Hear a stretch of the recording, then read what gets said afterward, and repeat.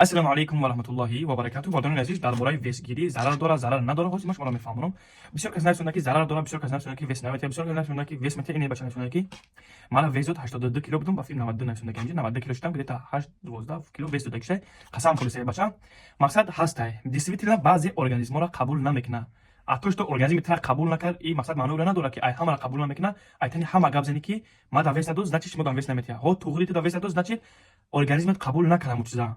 бо дига шапапроват кар ё ки кирм дорӣ дорӯи кирм бихӯр бо ягон чизи ка мақсад мебинӣ вақте ки қабул накард организмат панҷ панҷа як нест я мақсад организмо ҳар хел мешава организмо қабул намекунад баъзеёш мақсад чӣ хеле ки касала ки организм мебарора дар хидаш дар ту метия касала чӣ хеле интихоб намекунӣ касала ҳамин дорува хӯрданаш анам хеле баъзи организм қабул намекунад чизе ки ту мехоҳӣ намешава ун барои ҳамин бардори азиз айтани ҳама гап назанӣ иншоалло хеле хуб мешава вақте ки вес надод бигӯем ки мада вес надод тамом мешава вес наметия ина гирен и гап мақсад уҷа айтани ҳама мешава баъзи одамон да вес метия